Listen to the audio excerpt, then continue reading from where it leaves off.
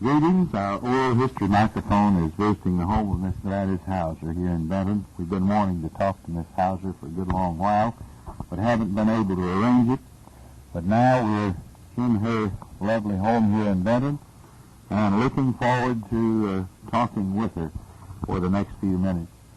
Miss Hauser, we start off with terribly embarrassing questions. When were you born? March the 4th, 1909. All right, so you qualify as a senior citizen. Were you born in Marshall County? Yes. I did an interview not too long ago with Mary Green. She told me that she knew you.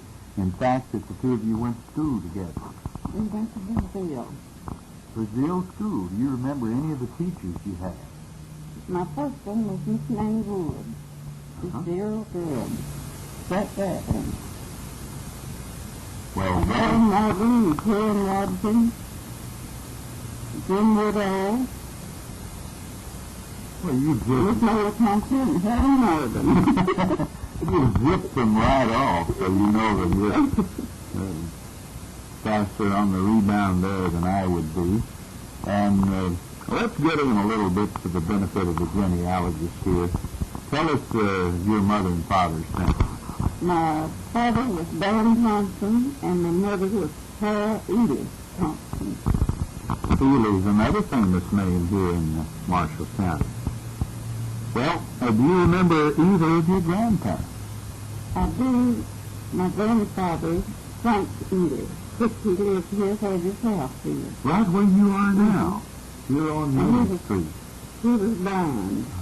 How long have you lived here? We built in 32. 1932, that's been a few days ago. It was a big book across the street. You know, only one person, I believe, has told me that, and that was, Dolph will get old. It slipped my mind right now.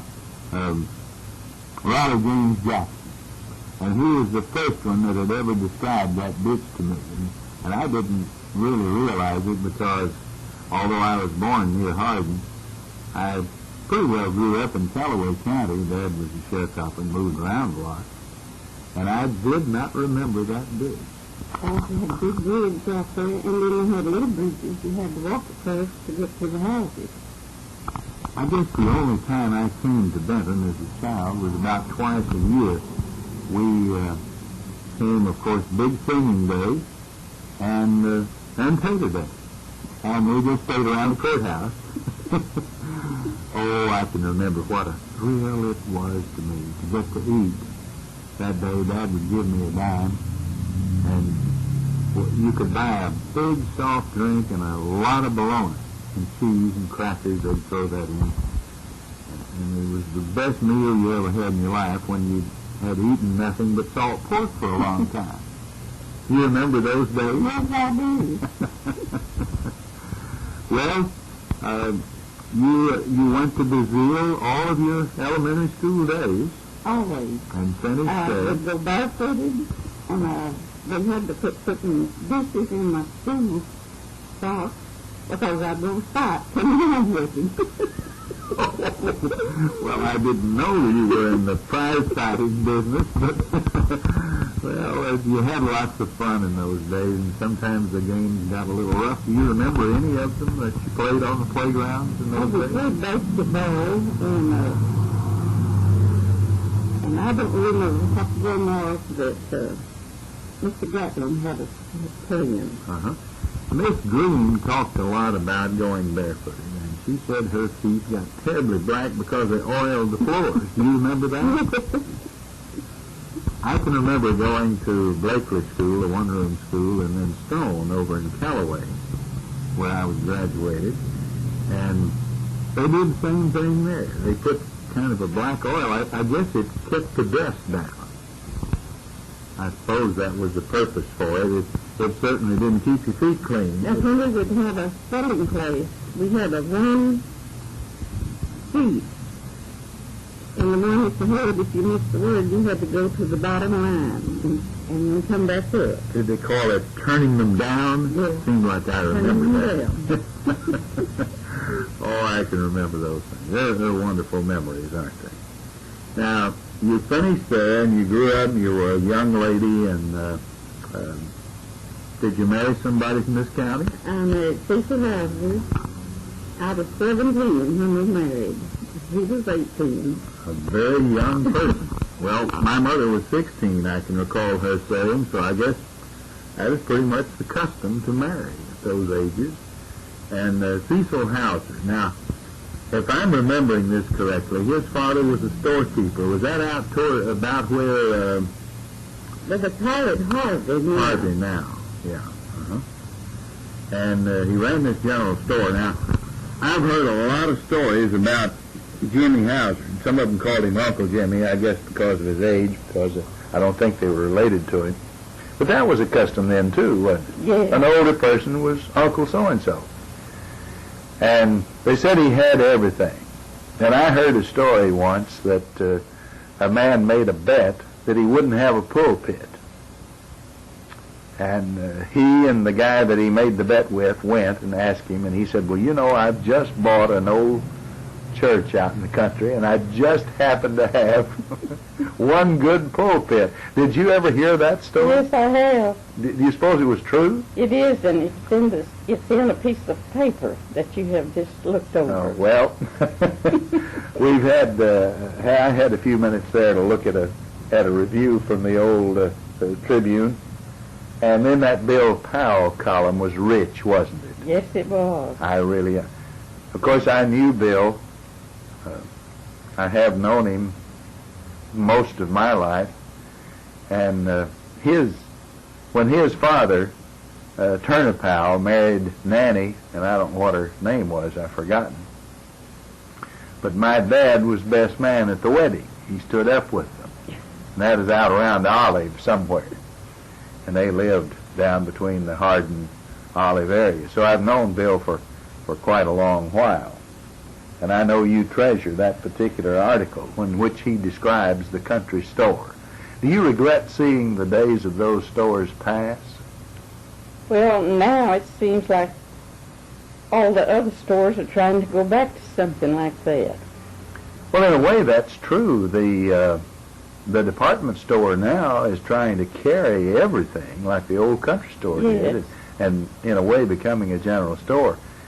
And what is a modern drugstore but sort of a general store? Doesn't look like the old one did, but they do carry everything from hose, garden hose to ladies' hose, as well as drugs and candy and cards and photography materials and so on. Well, I was real interested in that. What year did you marry? 1927 in Paris, Tennessee.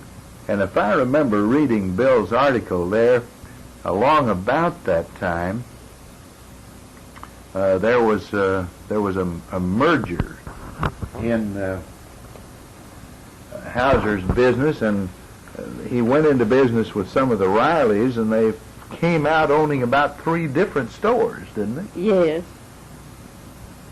Did you work in the store? I did in the Hauser store. Mm-hmm. I believe this says that that they came and in 1926.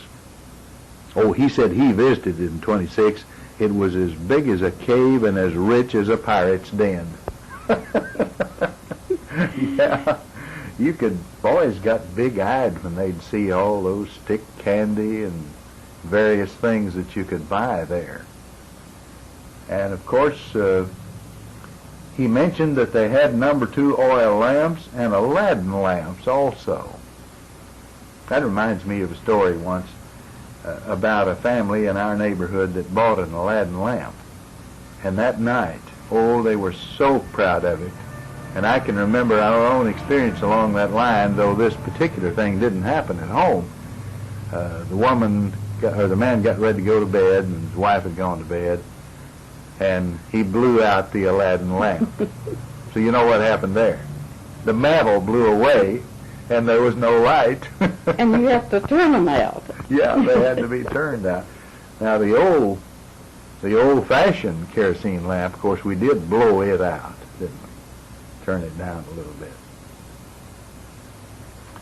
Well, that is one of the most interesting stories that I've ever read.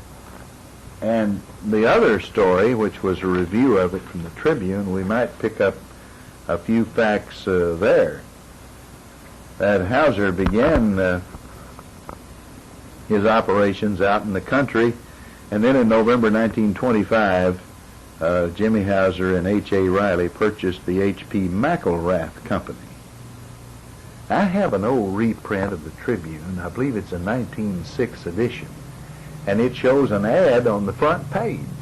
Now, that store is where Peel and Holland Insurance Company is now. Oh, good. I'm glad you can locate it for us. Now, I remember as a boy going to, I guess it was Margaret Heath's father, the Heath store. Now, was that a crossover about where the dime store burned? Yes. Now, there was a Heath store at Birmingham, too.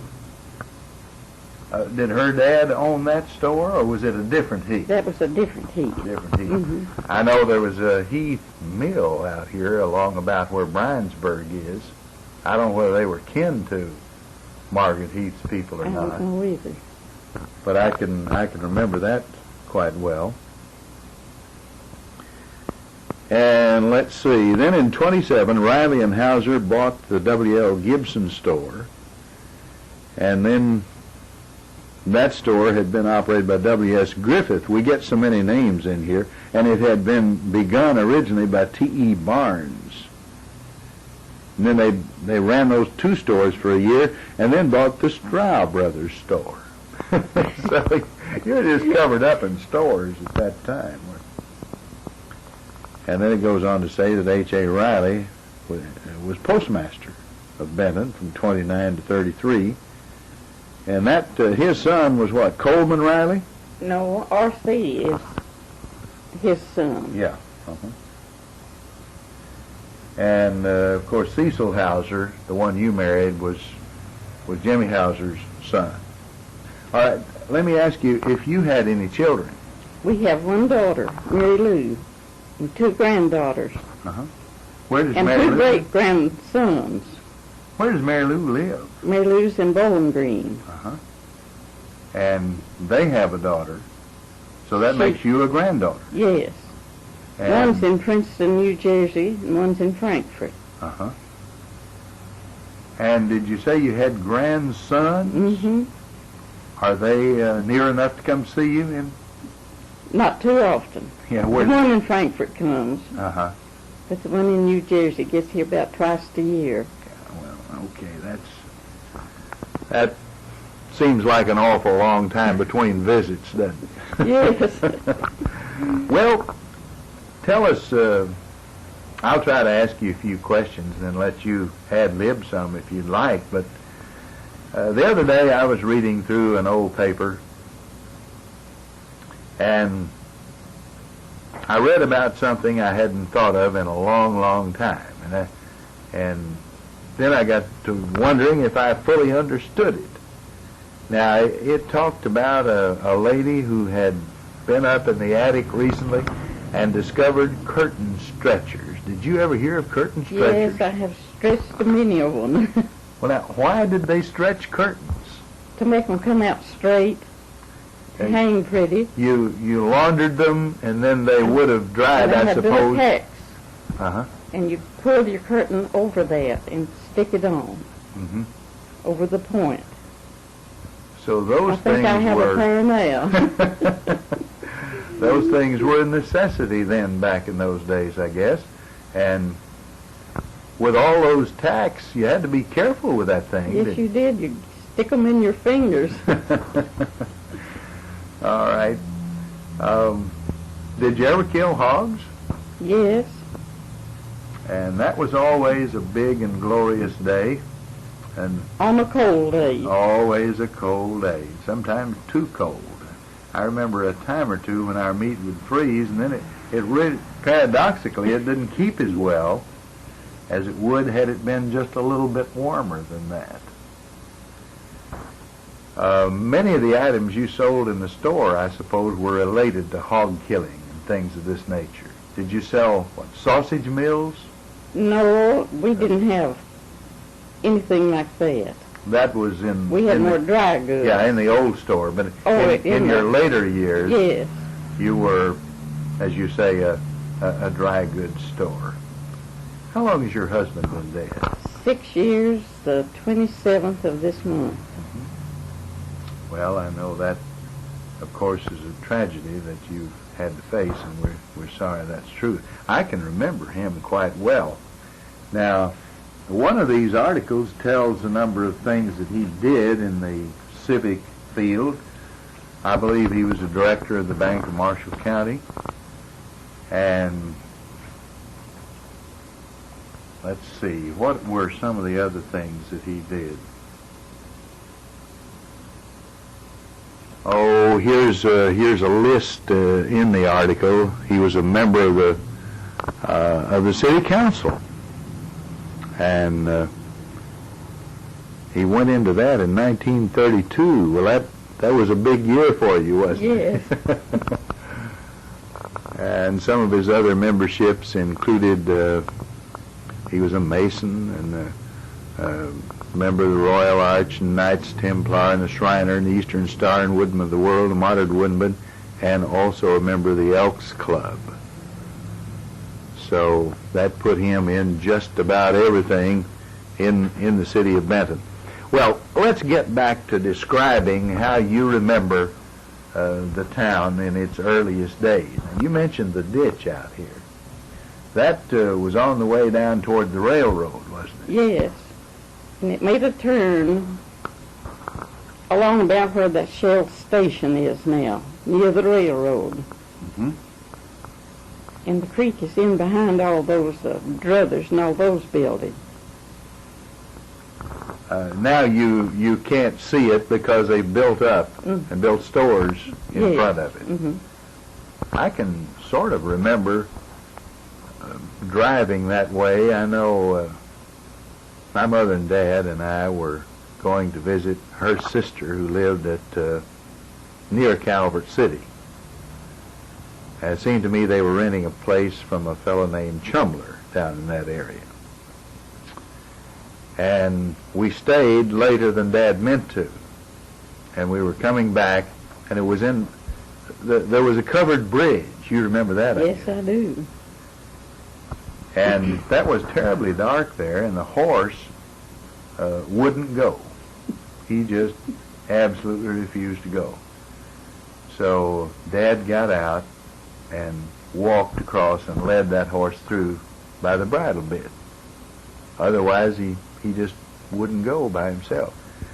And Dad was scared to death. I think he thought there was somebody hiding in there that the horse could see and we couldn't. But if so, he didn't let his appearance be known. So. I don't know if that bridge is still there or not.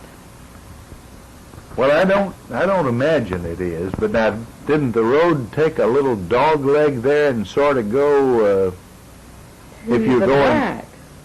It went to the right as you were going north. Yes. Yeah.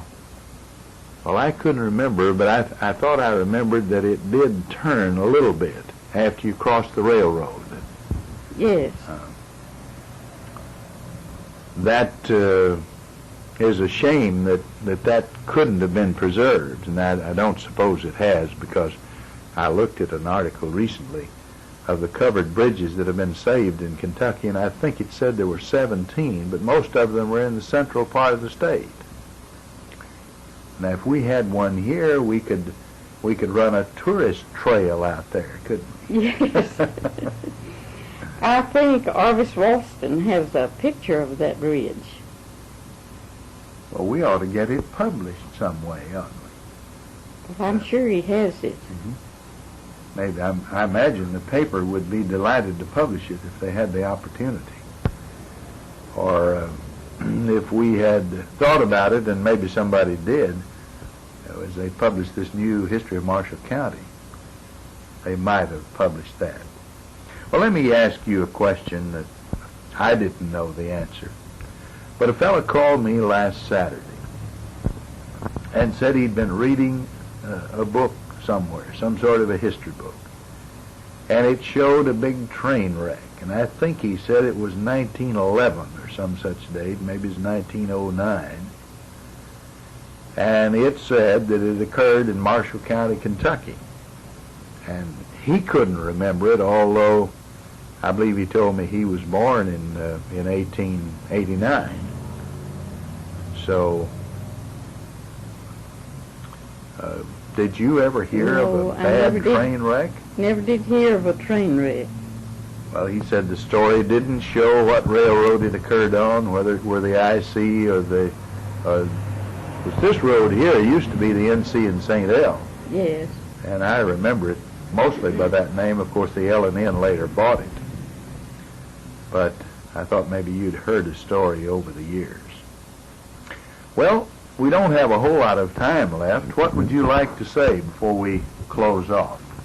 Well, Ray, I didn't aim to do this, but I guess I have enjoyed it. Well, fine. And you were born in Marshall County. You've lived here, I suppose, about all your life. All my life. Would you, if you had it to do over and you could go somewhere else, would you do it? No, I wouldn't. You stay right here. I'd stay right here. Well, that's the way I feel about the dear old county, too. And thank you very much, Miss Gladys Hauser. It's been a pleasure to visit with you in your lovely home on Main Street here in Benton. And we return you now to our studios.